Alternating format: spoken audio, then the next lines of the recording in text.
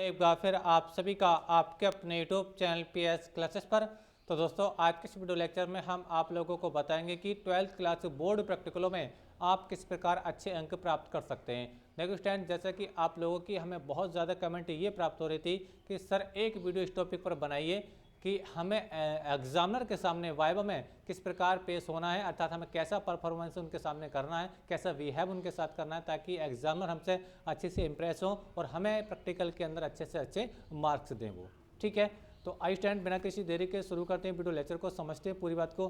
देखो स्टैंड, आज के इस वीडियो लेक्चर में मैं एक जानकारी आपको और दूंगा। वो जानकारी बच्चों ये रहेगी कि जो आपके जो प्रैक्टिकल के जो नंबर होते हैं ये आपके टॉपर बनाने में आपको कितनी मदद करते हैं, ये भी आपको आज देखने को मिलेगा। ये पूरा जो शेड्यूल है मैं आपको स्क्रीन पर समझाऊंगा कि जब भी कोई स्टूडेंट टॉपर बनता है तो उसके टॉपर बनने में जो प्रैक्टिकल के नंबर होते हैं वो कितना इंपॉर्टेंट रोल प्ले करते हैं। ठीक है, तो चलिए थोड़ा मैं इसके बारे में समझा देता हूँ, फिर अपने टॉपिक पर आएंगे। तो देखो स्टूडेंट, जैसा कि हम लोग जानते हैं कि 12th क्लास के अंदर बच्चों, ठीक है, 5 सब्जेक्ट होते हैं। ठीक है, जिसमें आपके जो 3 सब्जेक्ट होते हैं बच्चों वो प्रैक्टिकल सब्जेक्ट होते हैं, फिजिक्स, केमिस्ट्री और बायोलॉजी। हिंदी और इंग्लिश का कोई प्रैक्टिकल नहीं होता है, उनका केवल बोर्ड एग्जाम यानी जो लिखित एग्जाम होता है वो होता है। ठीक है, और उनका जो पेपर आता है वो 100 नंबर का आता है। लेकिन बच्चों जो फिजिक्स, केमिस्ट्री, बायोलॉजी होता है, ठीक है, इसमें हर सब्जेक्ट का 30 नंबर का प्रैक्टिकल होता है और 70 नंबर का रिटन एग्जाम होता है। समझ में आ रहा है? ये तो आप लोग अच्छे से जानते ही होंगे। ठीक है, तो चलिए देखिए थोड़ा इसको मैं समझा रहा हूँ।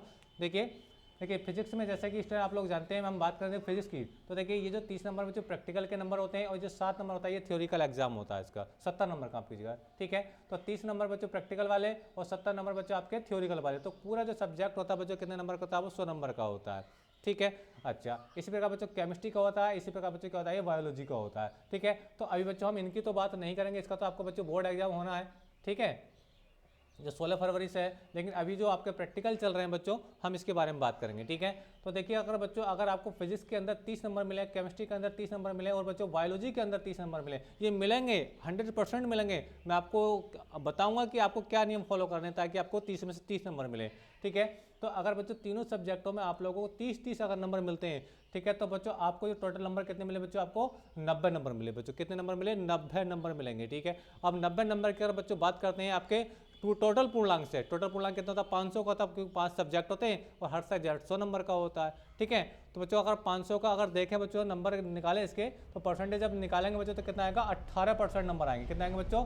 18% नंबर। अगर आपको प्रैक्टिकल में बच्चों हर प्रैक्टिकल में 30-30 नंबर अगर आप लोगों को मिले, ठीक है, तो कितने पर नंबर मिल जाएंगे बच्चों? आपको 90 नंबर मिल जाएंगे, जो आपके 18% बैठेंगे। ठीक है, और ये तो आप लोग जानते होंगे बच्चों 12th क्लास के अंदर जो प्रैक्टिकल के नंबर होते हैं ये आपकी मार्कशीट में जुड़ करके आते हैं, ये आपकी मार्कशीट में जुड़ करके आते हैं। ठीक है, समझ में आ रहा आप लोग को मेरी बात? अच्छा, अब बाकी जो आपका जो परसेंटेज बचा, ठीक है, बाकी जो आपका जो रिटन एग्जाम होगा ये 70-70 नंबर का इन तीनों का और 100-100 नंबर का इंग्लिश और हिंदी का आपका रिटन एग्जाम होगा। अगर बच्चों उस रिटन एग्जाम में आप लोगों ने केवल और केवल अगर 70% नंबर भी प्राप्त कर लिए, कितने? 70% नंबर अगर प्राप्त करें, ठीक है, तो पता आपका कितना परसेंट बनेगा बोर्ड में बच्चों? आपका परसेंटेज बनेगा, देखिए 70 + 18, ये 70 कौन से होंगे? जो आपके थ्योरिकल एग्जाम में अगर आपको मिलेंगे। अगर आप इससे भी ज़्यादा अगर ला सकते हैं तो ये आप ही को बेनिफिट है, आप ही टॉपर बन जाएंगे आपके मतलब आपके स्कूल के या आपके डिस्ट्रिक्ट के या आपके स्टेट के। समझ में आ रहा है आप लोगों को मेरा? देखिए अगर आप थ्योरिकल एग्जाम में 70% नंबर लेकर के आते हैं, 70%, ठीक है, और आपको प्रैक्टिकल में कितना मिला बच्चों? 18% मिला है। ठीक है, तो कुल मिलाकर देखें बच्चों तो आपका जो रिजल्ट आएगा, रिजल्ट में कितना परसेंट आएगा बच्चों? 88% आएगा। कितना आएगा? 88% आएगा। यानी आप समझ रहे होंगे जो प्रैक्टिकल के जो नंबर होते हैं बच्चों ये आपके टॉपर बनने में बहुत ज़्यादा इंपॉर्टेंट रोल प्ले करते हैं। ठीक है, अगर बच्चों आपका तैयारी अच्छी करी आप लोगों ने, ठीक है, और आपने 70 से भी ज़्यादा अगर परसेंटेज आप थ्योरिकल एग्जाम में लेकर के आए, ठीक है, मान लो आप यहाँ पे थ्योरिकल एग्जाम में, ठीक है, आप 75% लिया, कितने लिया बच्चों? 75% लिया है, तो 75 यहाँ पे जोड़ेंगे, 18 यहाँ लिखेंगे तो बच्चों कितना आएगा? ये 93% आएगा। यानी आपका फोटो अखबार में आ जाएगा दोस्तों, अखबार में आ जाएगा। ठीक है, तो आप लोगों को मेरा विशेष रिक्वेस्ट है बच्चों, बिल्कुल एड़ी चोटी का जोर लगा दीजिए, क्योंकि बोर्ड एग्जाम बिल्कुल नज़दीक है, उसमें भी कोई ढील नहीं बरतनी है। और जो प्रैक्टिकल आ रहे हैं, ठीक है, इसमें आपको कोई ढील नहीं बरतनी है, आपको अच्छे से हैंडल करना है। समझ में आ रहा आप लोग को मेरी बात? क्योंकि बच्चों ये चांस जो 12th वाला बच्चों ये बार बार नहीं आएगा, क्योंकि बच्चों मार्कशीट पर नंबर चलते हुए केवल एक बार चलते हैं, ठीक है। अब इसमें आप इतना कितना अच्छे मार्क्स चढ़ाएंगे अपनी मार्कशीट में, ठीक है, ये आपके ऊपर डिपेंड करता है। आप अच्छा परफॉर्मेंस करेंगे रिटन एग्जाम के अंदर और प्रैक्टिकल एग्जाम के अंदर, ठीक है, तो आपको अच्छे मार्क मिलेंगे और आप टॉपर बनेंगे और हमेशा आपको याद किया जाएगा कि भाई क्या था कि वो लड़के बहुत अच्छे नंबर आए थे। स्कूल के जो टीचर्स होंगे, गाँव वाले जो होंगे, ठीक है, सारे के सारे आपकी प्रशंसा करेंगे, अरे भाई फलाने लड़का क्या है इतने नंबर आए, उसका फोटो अखबार में आ रहा है, उसका जो खबर है वो न्यूज़ पे चल रही है। समझ में आ रहा आप लोग को मेरी बात? तो लेकिन बच्चों ये होगा तभी जब आप अच्छे से तैयारी करेंगे, ठीक है। तो ये मैंने आपको बताया बच्चों कि यदि आप प्रैक्टिकल के अंदर 90 नंबर लेकर के आते हैं 30 में से 30, ठीक है, तो ये आपके बचेंगे बच्चों 18% नंबर बचेंगे। और जो थ्योरिकल एग्जाम होगा बच्चों अगर इसके अंदर 70% लेकर आएंगे तो आपके 88% नंबर बैठेंगे, ठीक है। और आप इसे ज़्यादा नंबर लेकर के आते हैं तो आपका परसेंटेज और उछल के ऊपर पहुंच जाएगा, यानी 100 के करीब जाएगा। समझ में आ रहा आप लोगों को मेरी बात? ठीक है, तो बिल्कुल बच्चों पूरा जोर लगा दीजिए। अभी तक जिन छात्रों ने बिल्कुल भी तैयारी नहीं करी है, लेकिन बच्चों अब तो कर लो यार, अब तो कर लो, है ना, क्योंकि अब टाइम ज़्यादा नहीं है। समझ में आ रहा आप लोग को मेरी बात? 16 तारीख से आपके एग्जाम आने वाले हैं, ठीक है, तो इस बात को याद रखेंगे, ठीक है। अच्छा, तो ये तो आप देखिए थ्योरिकल एग्जाम की मैंने आपको बात बताई, कितना परसेंटेज बन सकता है अगर प्रैक्टिकल में आप अच्छे से नंबर लेकर के आए, ठीक है। अच्छा, अब हम बात करेंगे बच्चों ये जो प्रैक्टिकल एग्जाम होंगे, ठीक है, इसमें आपको एग्जामिनर के सामने कैसे पेश आना है ताकि आपका प्रैक्टिकल अच्छे से अच्छा हो। क्योंकि बच्चों आप लोग जानते हैं कि आपने लैब के अंदर प्रैक्टिकल कितना भी अच्छा किया, आपने थ्योरिकल कॉपी कितनी भी अच्छी लिखी, लेकिन अगर आप एग्जामिनर द्वारा पूछे गए वाइवा में जो सवाल पूछेंगे आप लोगों से, ठीक है, और आप उनका जवाब अच्छे से नहीं दे पाए तो बच्चों आपके नंबर प्रैक्टिकल में अच्छे नहीं मिलते हैं। जो भी हम यहाँ पर मान रहे थे कि आपको 30 में से 30 मिलेंगे वो आपको नहीं मिलेंगे। समझ में आ रही है? तो आपका जो बच्चों वाइवा है वो आपका एक्सीलेंट होना चाहिए। अब एक्सीलेंट होने के लिए आपको करना क्या होगा? देखिए सबसे पहले मैं बच्चों की कुछ कहानी बता दूं। देखिए जब बच्चे वाइवा देने जाते हैं, ठीक है, वाइवा देने जाते हैं या उनका नंबर आने वाला होता है, एग्जामिनर के सामने जाने वाले होते हैं वो, ठीक है, तो उनके मन में हज़ार तरीके के सवाल पहले से आ जाते हैं, ठीक है, कि वो पता नहीं हमसे क्या पूछेंगे, वो हम उनके क्वेश्चन जो वो क्वेश्चन पूछेंगे हम उनका जवाब दे पाएंगे या नहीं दे पाएंगे।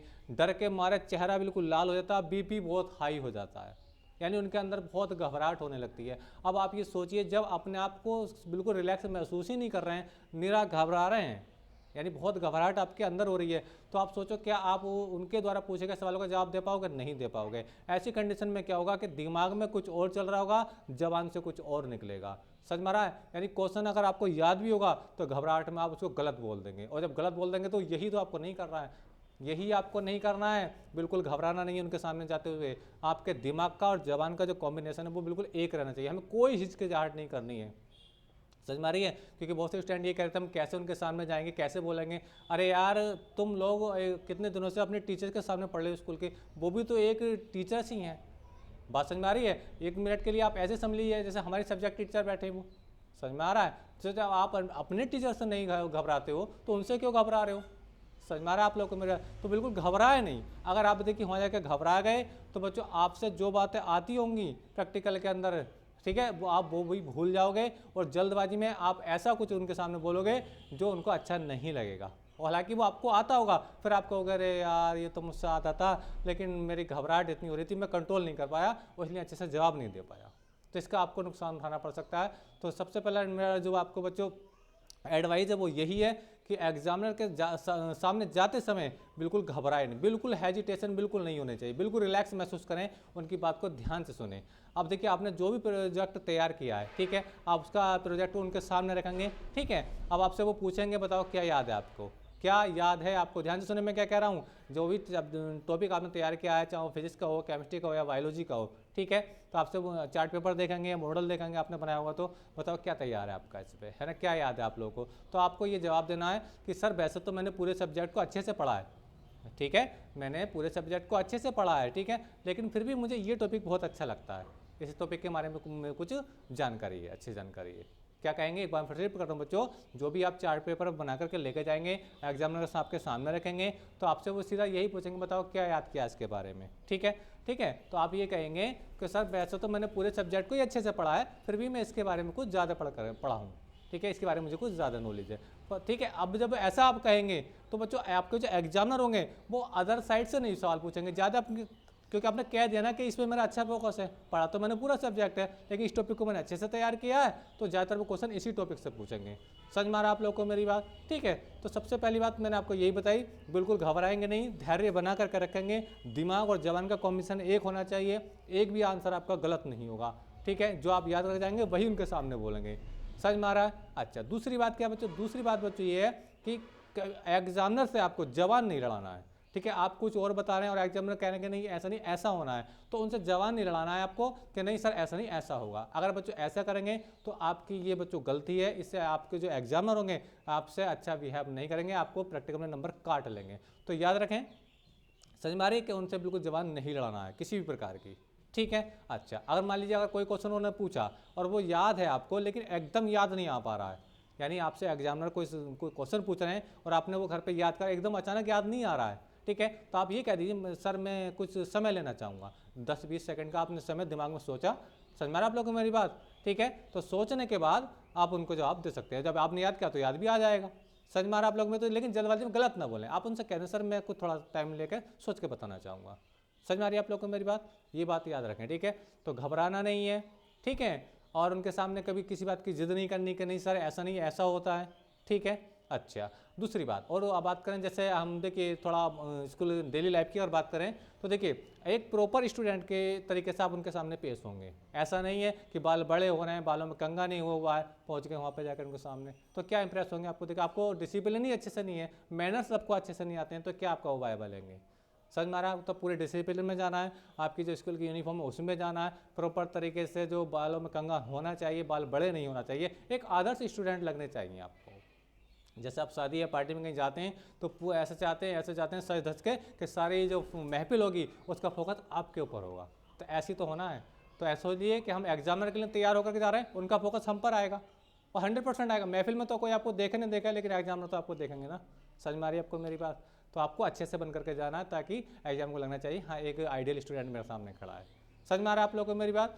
तो आई होप कि आपको जानकारी अच्छी लगी होगी। तो करना क्या है, करना आपको ये बच्चों बिल्कुल घबराना नहीं है, धैर्य बना करके रखना है, उनके जो सवाल पूछेंगे उनको ध्यान से सुनना है और आराम से उनको जवाब देना है। घबराहट बिल्कुल नहीं होनी है, घबराहट में कुछ नहीं होगा, आपका नुकसान होगा क्योंकि दिमाग में कुछ और चल रहा होगा, जबान से कुछ और बोलोगे, इससे जो आपके आंसर गलत हो जाएंगे, आपके नंबर अच्छे प्रैक्टिकल में नहीं मिल पाएंगे। ठीक है, तो मेरा एडवाइस बच्चों यही है, बिल्कुल नहीं घबराना, बिल्कुल रिलैक्स होकर के जाना है, अपने स्कूल के टीचर की तरह ही उनको समझना है। ठीक है, और जब उनकी तरह इनको समझोगे तो आप बिल्कुल नहीं घबराओगे, ये मेरा वादा आपको सामने। ठीक है, और आपको अच्छे से वो सुनेंगे, ठीक है, तो वो मानेंगे हाँ ये एक अच्छा बच्चा था, इसने अच्छे से बात करी, बात करने का लैंग्वेज जो तरीका वो बहुत अच्छा है इसका, आपको अच्छे नंबर मिलेंगे, आपसे इंप्रेस होंगे, आपका प्रैक्टिकल पूरी क्लास में सबसे अच्छा होगा। ठीक है, तो ये नियम तो मैंने जो आपको बताए और आई होप कि आपको जानकारी अच्छी लगी होगी। तो वीडियो लेक्चर कैसा लगा कमेंट करके जरूर बताइए। चैनल पर नए तो चैनल को सब्सक्राइब कर लीजिए। मिलेंगे नेक्स्ट वीडियो में किसी नेक्स्ट टॉपिक के साथ, तब तक के लिए धन्यवाद। एक बार मैं लास्ट में एक बात आपको बताता चलूँ, यदि आप फिजिक्स केमिस्ट्री बायोलॉजी में किसी टॉपिक को आपने तैयार किया है, उसके आप वाइवा की तैयारी करना चाहते हैं, तो बच्चों मैंने लगभग अधिकांश सारे टॉपिक्स के बाद वाइवा डाल दिए हैं, चाहे वो फिजिक्स के हों, केमिस्ट्री के हों, बायोलॉजी के। जैसे मान लीजिए आपने केमिस्ट्री के अंदर अपोहन टॉपिक तैयार किया है, हालांकि कुछ भी कर सकते हैं आप लोग, अपोहन टॉपिक का तैयार किया है तो यूट्यूब पे बोल दीजिए अपोहन viva question by PS classes, अपोहन viva question by PS classes, एकदम फटाफट वाइवा वाला आ जाएगा। वाइवा का मतलब क्या, यानी जो एग्जामिनर आप लोगों से अपोहन से रिलेटिव सवाल पूछेंगे वो क्वेश्चन मैंने उसमें समझाए। समझ में आ रहा? ऐसी मैंने फिजिक्स के वीडियो डाल रखे हैं, ऐसे केमिस्ट्री के डाले हैं, ऐसी के मैंने बायोलॉजी के डाल रखे हैं। ठीक है, जिस टॉपिक को आपको तैयार करना है उसका नाम लीजिए, ठीक है, और बोल दीजिए जैसे अपोहन viva question by PS classes, तो मेरा वीडियो आ जाएगा। आप उसको देख सकते हैं कि एग्जाम आपसे कैसे सवाल पूछेंगे, और मैंने उसमें वीडियो में तो वो उनके जवाब भी बताएं कि आपको जवाब क्या देने हैं, आपको बहुत हेल्प मिलेगी, जाकर आप उसको देख सकते हैं। तो मिलेंगे नेक्स्ट वीडियो में, तब तक के लिए धन्यवाद, बेस्ट ऑफ लक।